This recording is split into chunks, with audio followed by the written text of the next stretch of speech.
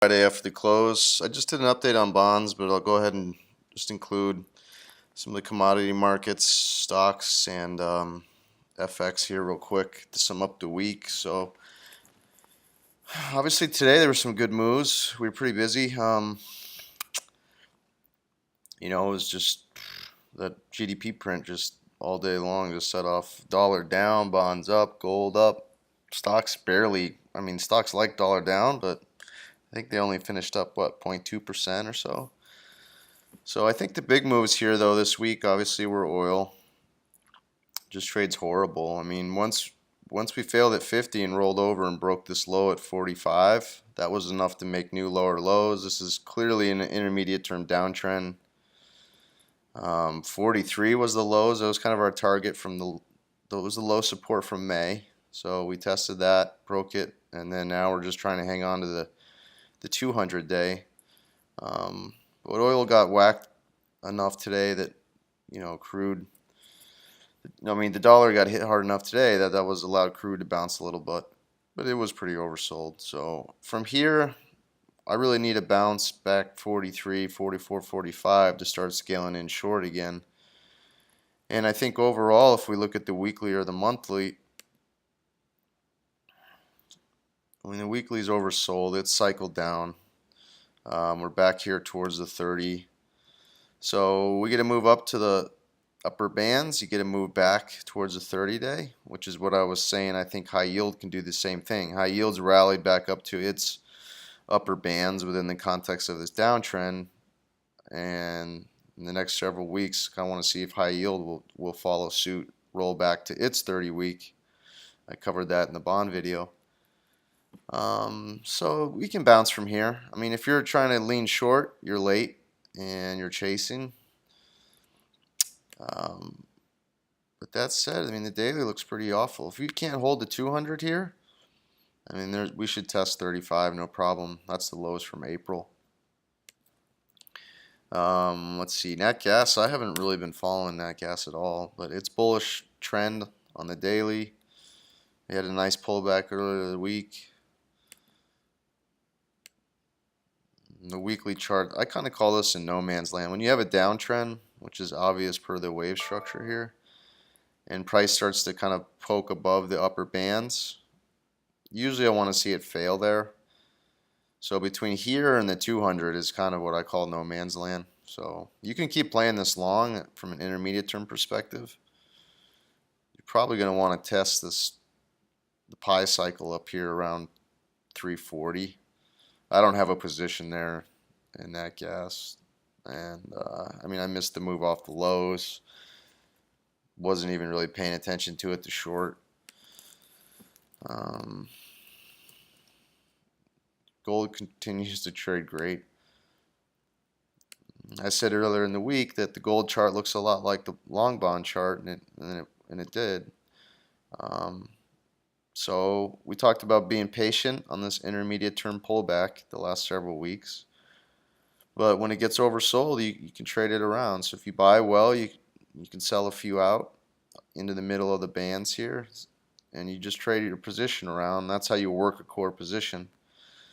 So then we got heavier down here, heavier in front of 1310, and then you finally were able to break to new higher highs. This is the hourly chart. And then any type of move away from the 30 hour. The 30 hours is blue line. It's kind of hard to see in here. Anytime you get a movement away that kind of goes vertical and extends both in distance and time away from that average, you're overbought, so you want to take some profits. And then obviously that was coincided with the top of the cycle here, and then I did the same thing today. We rang the register here and here. So we were buying some calls, and then I'm still long futures. But you got to think longer term. Just as is with the 30-year, you can get back here to the highs from earlier in the month. We're not that far from it, and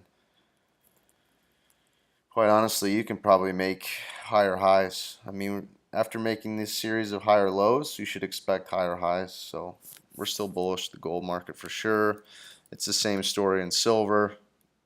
bullish. I don't have a position there in futures. I'm long silver wheaten, which is one of our longer term plays in our preferred portfolio product. And that chart's just that this company is just exploding. So this is really overbought long term. But this company, I mean, when we were trading down here around 10.15, I said it can easily double. It already doubled. Long term, I think silver wheaten is going to go back to 40, 45. Last time I was really bullish long term on silver wheaten was down here, $2.50, $5, and it was pretty much a 10 bagger.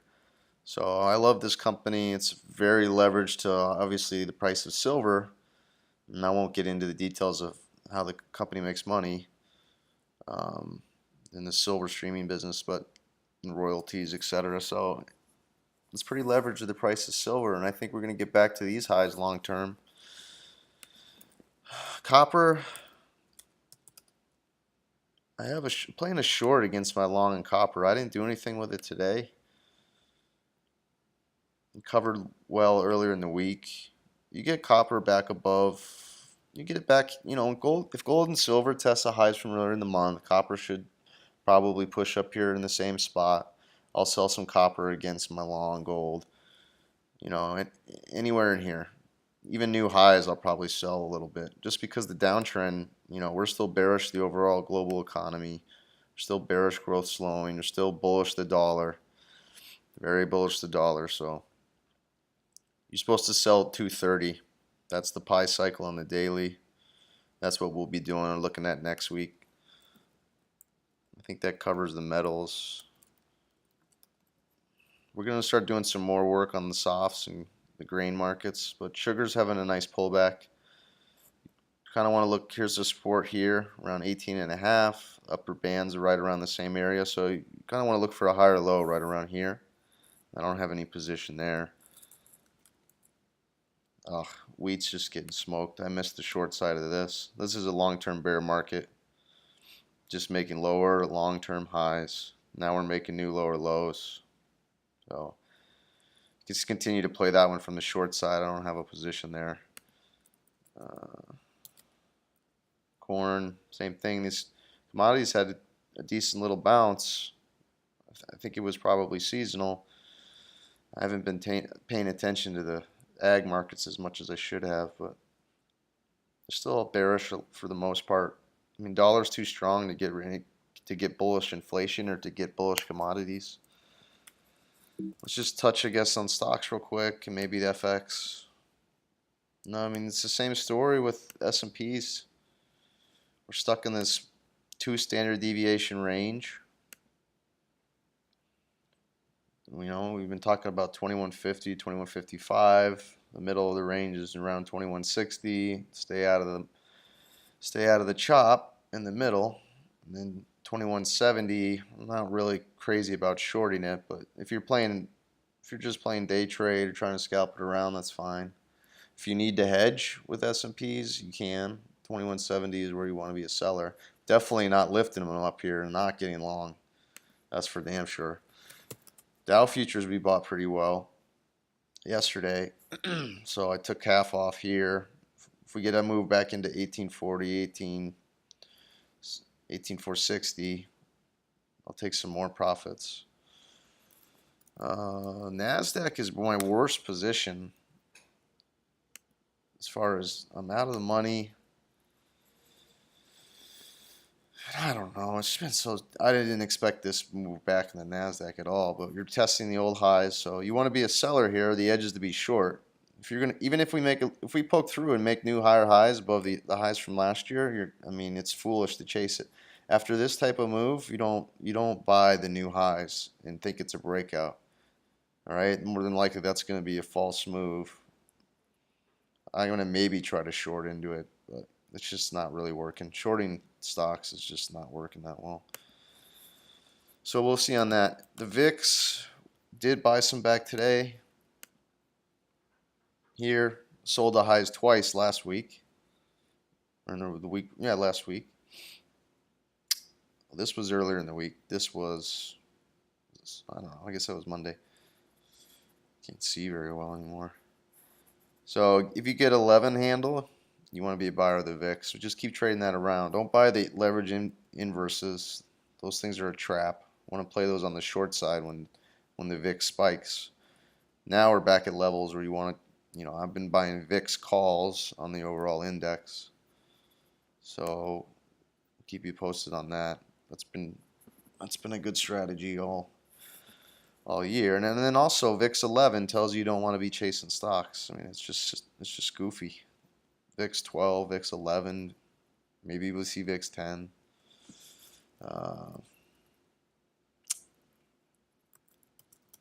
Nikkei. Nikkei looks like it's about to roll over hard.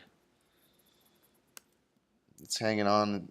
I don't know if this was a real print or not last night, but it's making lower highs or making lower lows. We're a little bit short here. I'll cover some here on the 200 on the 4-hour. I'd like to see it move back down to these lows. It would be hard to see Japan do that and the US not trade lower. All right, and then just touch euro. Lastly, obviously, dollars. The dollar got crushed today. Euro is screaming, but I think you want to be a seller back here. I started shorting some more. Pretty heavy short. I'm okay with my average being right around pi here on the 4-hour. I'm very aware we might trade at 113, maybe 114. I mean, I think the market's pretty short euro in general, but this is the big wall that the bears built, so it's going to be tough to climb above that. So it just depends on how you work your size and your position. But I think we got a good shot at failing at these bands. If we start to spend some time up here, I'm going to have to cut my risk and look to re-short higher, like 113 and a half, 114. All right, so that's kind of the view on the dollar. It would be similar in dollar index futures. I bought some today. I think you're going to get a higher low. Maybe we'll trade a little bit lower, below 95, but long term, you got to think higher lows. You can draw this trend line right here. So still long-term bullish the dollar. I mean, very bullish. Monthly chart is just making higher lows. It's power trending. The 30 cycle's positive. The 200's positive. This wave formation's positive. Everything's still bullish on the dollar. Let's see. Pound's still pretty bearish. Can't bounce. It's just sitting down here on the mat. Just bearish, bearish, bearish. Pretty weak. And then the yen. Kind of pissed I took off a lot of my risk overnight with the yen. I didn't put it back on. I had an opportunity this morning, just too busy. If I want to make excuses. Pound yen still a little bit short. You can see my covers in here. Last night, this morning. We sold well earlier in the week. And obviously the dollar yen got fucking smoked today. So, I mean, I was short from up here and I covered before I went home last night and it just missed this entire move down. So you can see how this is all rolling over though. Any rally in here, you want to be a seller next week. So we'll try to get short again. The yen's just very strong. This is nasty. It's pretty oversold, so hopefully we can get a bounce, but we're going to retest 100, it looks like. And that's a big area. We talked about it on the monthly level. So net, guys, pretty good week. Made a lot of money in long bonds, gold. Staying with the yen as far as the yen's been strong all year. It continues to work. You can trade it around. So I'll do a video Sunday night. For anybody that's new, Jenkins RM. R is in risk management. JenkinsRM.com. I have a free trading room there. Anybody can sign up. We have Forex traders in there, futures guys and gals, people trading stocks. I mean, we're trading a little bit of everything on any time frame. So check out the site. Go ahead and sign up there. And then for those interested, if you're new to options trading, or you want some more advanced strategies or learn how I use options around my long-term trading or investing and around my swing trades, I'm doing a one-day webinar in August.